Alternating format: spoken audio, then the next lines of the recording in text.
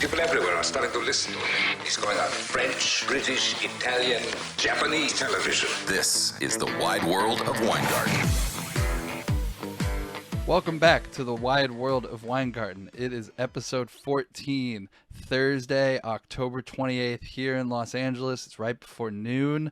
The World Series is tied 1-1 after 2 games in Houston. I thought it was a pretty sloppy second game by the Braves last night. It was nice. Runs scored in the first inning again. Cashed some bets there. Cashed a couple bets on the hit run error line over. And it's now been 7 straight World Series games with a run scored in the first inning, which ties for the longest streak of all time going back to the 1927 and 1928 MLB season. Thanks to Sarah Lang from MLB Stats for pointing that out on Twitter last night. I'll go over Game 3 and the props tomorrow.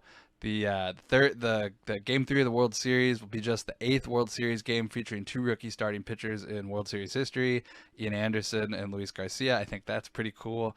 As for MVP stuff, after 2 games, Michael Brantley is currently the plus 550 favorite overall for both teams after having 5 hits the first 2 games.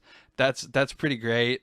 I'd probably pick Altuve if I had a vote in this theoretical MVP thing after 2 games, but I totally understand why Brantley is the favorite after the first two World Series games. I think it's a pretty wide open market still. Jorge Soler, he struck out with 2 men on base in the first inning and just missed a home run in his last at bat. He finished 1 for 4 with a double and 2 strikeouts. Otherwise, he could have had a better game if he had connected in the first or the last inning with either of those hits. Soler saw his odds dip a bit to 16-1, but that's still less than half the price, 35 or 40-1 before Game 1, so it's nice. As far as Game 3 MVP stuff goes, I think Luis Garcia is still the best bet going into Game 3 for the Astros. Like I mentioned, the Astros are really going to need some innings out of their starting pitching, especially in the middle of the series. But the way it lines up, Garcia would still pitch twice if it goes past 5 games. Other than Garcia, I think the top of the order is pretty correct. The top of the lineup. Or the odds board, it says Brantley, Altuve, Kyle Tucker, and Alvarez are the most likely to win for the Astros. I'm in no disagreement with that if the Astros do pull out the series. But yeah, we'll get back into the World Series tomorrow when Game 3 is about ready to get underway. In the Dominican Winter League tonight, I actually do have a bet, and I saw Chris went up to $500 limits today, which is nice. I bet Tigres de Licey under 7 minus 118. Rockies prospect Ryan Royalson takes the mound tonight for Licey. Royalson was a 2018 first round pick from Ole Miss and finished 2021 at AAA Albuquerque. He threw 45.2 innings and 10 starts with a 5.91 ERA, which it isn't great, but when you consider Albuquerque's at altitude in the PCL is usually a scoring enhanced league, 5.91 and 10 starts isn't crazy. He also struck out 45 batters in 45.2 innings, so he's got some nice stuff, and usually guys with nice stuff play well in the Dominican Winter League. So I'm on that under tonight. Another guy in Licey worth talking about real quick is Mets shortstop prospect Ronnie Mauricio. He hit a home run in his first at-bat of the season in the first game last night. The Dominican Winter League is a little bit of a home run depressed league. They have some stadiums with negative park factors, and usually you get some cooler weather. But you don't see very many cheap home runs like you might in the majors and some stadiums with short porches or short fields, or they're advantageous to certain hitters. So Mauricio hitting a home run there was nice, and he'd set a career high already this last minor league season with 20 home runs in 108 minor league games. He finished the year at AA for the Mets. He's another shortstop from San Pedro de Macorís in the Dominican, the city they call the cradle of shortstops. Just a fun little trivia. The San Pedro de Macorís sent 99 players to the major leagues, despite being 1/10 the size of the Dominican capital of Santo Domingo, who sent a similar amount of players to the majors. I think they have 106 at last count, but San Pedro de Macorís a cradle of baseball and of shortstops. Some of the notable players I know that have come through there recently: Robinson Cano, Johnny Cueto, Tony Fernandez, Pedro Guerrero, the legendary Pedro Guerrero, Jorge Polanco, Miguel Sano, Sammy Sosa, Alfonso Soriano, and both Fernando Tatises. Those are just a couple of the guys who've come out of San Pedro de Macorís, one of the hotbeds of baseball talent in the world.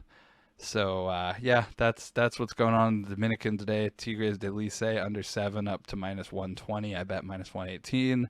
Other bit of Dominican news today: Albert Pujols announced he's playing for Escondido.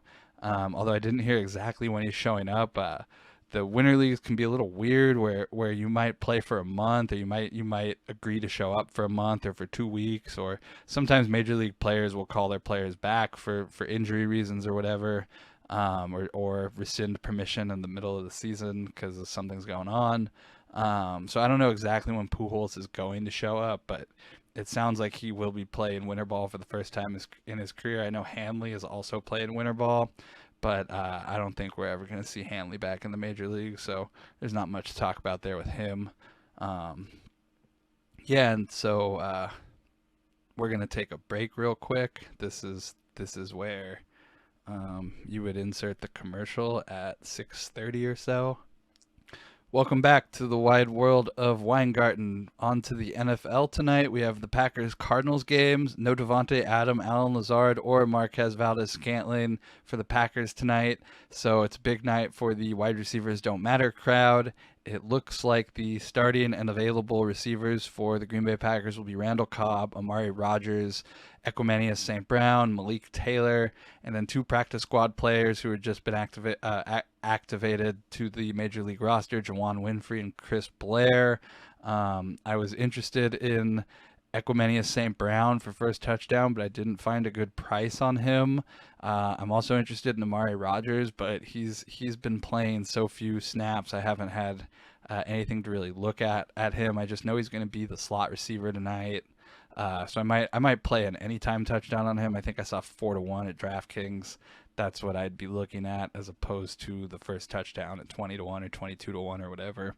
Cobb, obviously, he'll probably get a large amount of targets today, as being one of Aaron Rodgers' favorite players.